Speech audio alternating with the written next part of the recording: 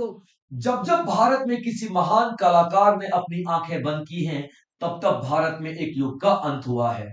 ऐसे ही एक युग का अंत हुआ है राम सुतार जी के निधन के बाद। राम सुतार जी वो शख्सियत है जिन्होंने भारत की मूर्ति कला को पूरी दुनिया के मंच पर लाकर रख दिया। राम सुतार जी वो शख्सियत हैं जिन्होंने 350 से भी ज्यादा मूर्तियां बनाई, जो देश विदेश के 170 शहरों में स्थापित की गई हैं। तो आज राम सुतार जी को श्रद्धांजलि देते हुए मैं आपको उनकी कुछ इंपॉर्टेंट मूर्तियों के बारे में, कुछ इंपॉर्टेंट कलाओं के बारे में बताऊंगा। तो लेक्चर में अंत तक बने रहेंगे और जो भी स्टूडेंट्स, जो भी एस्पिरेंट्स या जो भी भारतीय इस प्लेटफॉर्म पे नया है, सब्सक्राइब करके जरूर जाइएगा और लेक्चर में अंत तक बने रहे। तो देखते हैं सबसे पहले कौन सा स्टैच्यू बनाया गया है राम सुतार जी के द्वारा। पहला आता है बच्चों स्टैच्यू ऑफ यूनिटी। सभी जानते हैं statue of unity Sardar Vallabh भाई पटेल का स्टैच्यू है, जो कि गुजरात के केवड़िया में बनाया गया है। गुजरात के केवड़िया में बनाया गया है।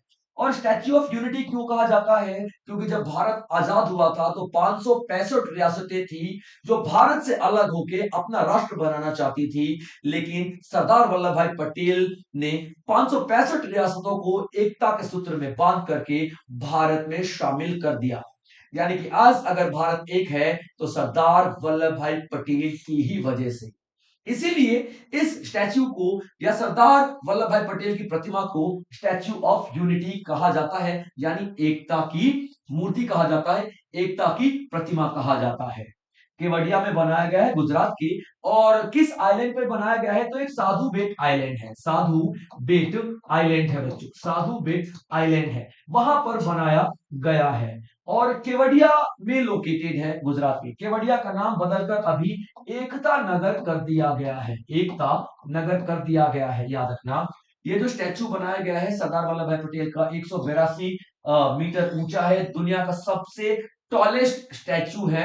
और ब्रॉन्ज का बना हुआ है, यानी ब्रॉन्ज की पूरी कोटिंग इसमें की गई है। इसमें स्टील भी लगाया गया है, ये स्टील का बना है, कंक्रीट का बना है, लेकिन पूरा जो स्टैच्यू है ना, उस पूरे जो स्टैच्यू पे जो कोटिंग की गई है वो किया गया है ब्रॉन्ज का। तो हम ये कहते हैं कि ब्रॉन्ज का बना हुआ है। अगला जो स्टैच्यू आता है स्टैच्यू ऑफ प्रोस्पेरिटी, यानी समृद्धि की प्रतिमा, यानी कि समृद्धि समृद्धि की प्रतिमा, समृद्धि की प्रतिमा। क्लियर बच्चों?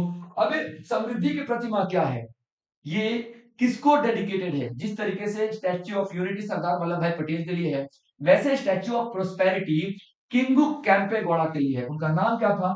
नाद प्रभु कैंपेगौड़ा। नाम क्या था?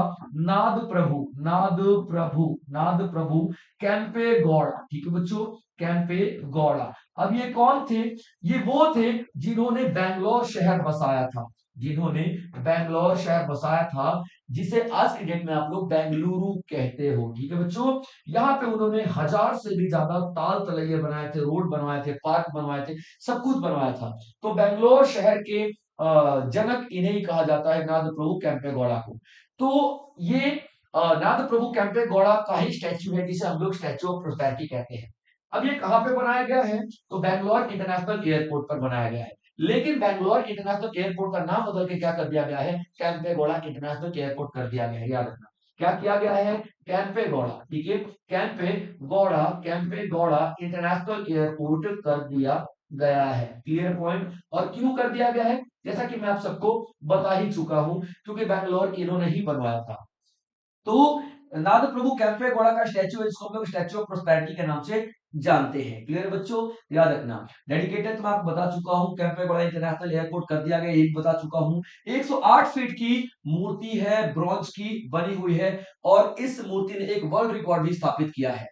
शहर बनाने वाले जितने भी लोग थे, जिसमें नाद प्रभु कैंपेगौड़ा भी इंक्लूड है, तो शहर बनाने वाले जितने लोगों की भी स्टैच्यू बनाई गई है, उन सारे स्टैच्यू में इनका स्टैच्यू सबसे बड़ा है। शहर बनाने वालों का स्टैच्यू, शहर बनाने वालों का, शहर बसाने वालों का सबसे बड़ा स्टैच्यू, बसाने वालों का सबसे बड़ा स्टैच्यू, सबसे बड़ा, सबसे बड़ा स्टैच्यू, सबसे बड़ा स्टैच्यू। Clear point? कौन सा है? शहर का सबसे बड़ा, शहर बनाने वालों का सबसे बड़ा स्टैच्यू, तो स्टैच्यू ऑफ प्रोस्पेरिटी, नाद प्रभु कैंपेगौड़ा, बैंगलोर। ठीक है बच्चों, चलिए अब देखिए अगला आता है, ठीक है, लॉर्ड रामा, ठीक है, श्री रामचंद्र का स्टैच्यू जो कि गोवा में बनाया गया है, जो कि गोवा में बनाया गया है और नवंबर 2025 में ही बनाया गया है। याद रखिए मैं बार बार बता रहा हूँ, ये सारे के सारे स्टैच्यू राम सुतार जी के द्वारा बनाए गए हैं। ये सारे के सारे स्टैच्यू बनाने का बताने का मेरा मकसद ये है कि आपको पता चले कि कितने महान कलाकार थे, आपको पता चले कि किस तरीके के स्टैच्यू बनाया करते थे, आपको पता चले कि शुरुआत में जो मैंने बोला था किस तरीके के युग का अंत हुआ है, तो इस तरीके के युग का अंत हुआ है, क्योंकि इस तरीके की मूर्ति शायद ही अब कोई बना पाए। तो प्रभु श्री रामचंद्र की मूर्ति गोवा में बनाई गई है, कहां पे, तो गोवा का साउथ गोवा है, साउथ गोवा में एक कैनाकोन है, कर्णकोण, ठीक है।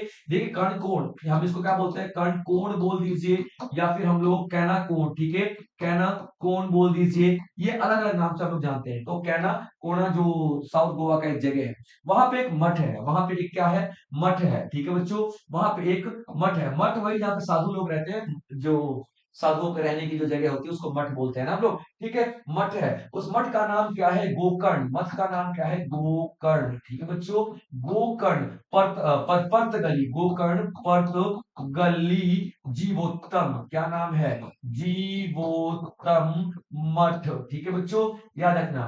तो ये जो प्रभु श्री रामचंद्र की मूर्ति बनाई गई है गोवा, गोवा में कहां पे, तो कैनाकोना में, कैनाकोना में कहां पे, तो एक मठ है, मठ का नाम क्या है, गोकर्ण गोकर्ण पतगली जीवोत्तम मठ, ठीक है बच्चों, यहाँ पे बनाई गई है।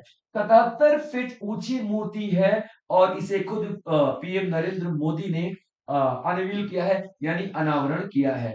ये कॉन्सेप्ट ऐसा है कि गोवा पे वेस्टर्न कल्चर का बहुत ज्यादा छाप छूटा हुआ है, तो हमारी आध्यात्मिक जो चीजें हैं गोवा पे हम लोग ज्यादा से ज्यादा प्रचार करें, ताकि वेस्टर्न कल्चर को कहीं ना कहीं हम लोग कम कर पाए और प्रभु श्री रामचंद्र की लीला को हम लोग पूरी दुनिया में फैला पाए। उसके बाद आता है वीणा, वीणा स्टैचू, वीणा यानी कि आप देख रहे हो जिस तरीके से वीणा बनाया गया, ठीक है, ये बनाया गया है अयोध्या में, ये बनाया गया है अयोध्या में, ठीक है बच्चों, अयोध्या में एक चौक है लता मंगेशकर चौक, ठीक है, लता मंगेशकर चौक, लता मंगेशकर चौक, ठीक है बच्चों, याद रखना। और ये जो लता मंगेशकर का कौन सा 93वां जो बर्थडे था, जन्म दिवस था, ठीक है, कौन सा 93वां जन्म दिवस था, तो उसके उपलक्ष्य में बनाया गया था, याद रखेगा। क्योंकि लता मंगेशकर को सभी जानते हैं, लता मंगेशकर की इतनी सुरीली आवाज है, ऐसे ऐसे उन्होंने गाने दिए हैं कि आज भी इंडस्ट्री उन उन गानों को मतलब कॉपी तक नहीं कर पाती है। वो यार कैसे कोप अप करोगे, इतनी सुरीली आवाज कैसे कोप अप करोगे, ठीक है। अमिताभ बच्चन का एक कोट याद आ जाता है कि जो शहद शहद गिराते हैं हम लोग, ठीक है, किसी कटोरी में डाल के, तो शहद की जो लड़ियां होती है ना वो टूटती नहीं है, वैसे ही लता मंगेशकर की जो आवाज है, ठीक है, वो उसी शहद के जैसी है जिसकी लड़ियां कभी भी टूटती नहीं है, ठीक है बच्चों। चलिए, तो यहाँ पे लता मंगेशकर का स्टैचू अयोध्या में बनाया गया है। अयोध्या का एक चौक, अयोध्या का जो एक चौक है, उस चौक का नाम रखा गया लता मंगेशकर चौक, और वहीं पर ये वीणा बनाया गया है। और ये इस स्टैचू में, ठीक है, कितने 92 सफेद कलर के मार्बल लगे हैं, 92 सफेद मार्बल लगे हैं, मार्बल लगे हैं। और ये 92 किस चीज को बताता है, वो 92 साल की थी, उनकी उम्र जो थी ना 92 साल हो चुकी थी, तो उनकी उम्र के 92 साल को ये 92 सफेद मार्बल दर्शाते हैं, जो आपको याद होना चाहिए। तो लता मंगेशकर चौक पर लगाया गया है वीणा का स्टैचू, 12 मीटर हाइट है, वेट 14 टन का, और 92 व्हाइट मार्बल से बना हुआ है। और साथ में इसमें सात सुरों का स्ट्रिंग जो है, 7 सुरों का स्ट्रिंग भी बना हुआ है, ठीक है, 7 सुरों का जो एक स्ट्रिंग बना है ना, वो भी बना हुआ है, याद रखना। क्लियर बच्चों, चलिए आगे देखिए। अब अगला कौन सा आता है आपके पास, अगला आता है महाराज रंजीत सिंह जी, महाराज रंजीत सिंह जी सभी जानते हैं, अगर आप लोगों ने इतिहास पढ़ा है तो, नहीं इतिहास पढ़ा है तो मैं बताता हूं, ठीक है। इन्हें पंजाब का शेर कहा जाता है, क्या कहा जाता है, पंजाब का शेर, लॉयन ऑफ पंजाब, ठीक है, लॉयन ऑफ पंजाब।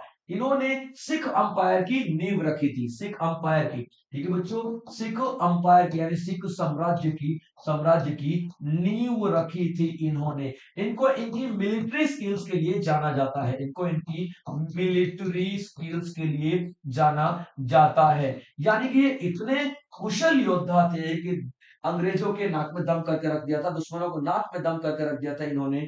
तो ये महाराजा रंजीत सिंह की हम बात कर रहे हैं, याद रखना, ठीक है। तो इनका स्टैचू बनाया गया है अमृतसर के अंदर में, ठीक है बच्चों, अमृतसर में बनाया गया, राम सुतार जी ने बनाया है। ब्रॉन्ज का बना है, 21 फीट हाइट है, और महाराजा रणजीत सिंह की जो सैन्य कला है वो दिखाता है। उसके बाद कृष्णा अर्जुन मॉन्यूमेंट जो कि कुरुक्षेत्र में, आपको पता है कुरुक्षेत्र में ही तो महाभारत हुआ था, और वहीं पे श्री कृष्ण ने गीता का ज्ञान दिया था अर्जुन को। जब अर्जुन ने युद्ध करने से मना कर दिया था कि माधव मैं युद्ध कैसे करूं, सामने तो मेरे अ, भीष्म पितामह है, सामने मेरे गुरुदेव हैं, द्रोणाचार्य हैं, मैं कैसे युद्ध कर सकता हूं उनके खिलाफ, मैं कैसे वो बाण चला दूं द्रोणाचार्य पे जो बाण चलाना उन्होंने मुझे सिखाया था, गुरुदेव है। तब गीता का उपदेश दिया गया था श्री कृष्ण के द्वारा। ये वही गीता को उपदेश देने का जो दृश्य है यहाँ पर दिखाया गया है, ठीक है। तो ये कृष्ण और अर्जुन का एक मॉन्यूमेंट बनाया गया है, कहाँ पे, कुरुक्षेत्र में, और ब्रह्म सरोवर के पास, जिसकी हाइट है 35 फीट, 45 टन जिसका वजन है, ब्रॉन्ज का बना हुआ है। एक रथ पे कृष्ण और अर्जुन दिखाए गए हैं, और 4 घोड़े भी दिखाए गए हैं जो कि ब्रॉन्ज के बने हुए हैं। देखिए ब्रॉन्ज का मतलब पूरा पूरा ब्रॉन्ज का नहीं बना होता, उस पर कोटिंग पूरी की पूरी ब्रॉन्ज की होती है, कांस्य की होती है, ठीक है बच्चों। चलिए आगे देखते हैं। अगली कुछ ऐसे स्टैचू है जो कि हमारे संसद भवन में स्थापित की गई है, जो मैं आपको बताना चाहता हूँ। क्लियर पॉइंट यहाँ पे याद रखिएगा।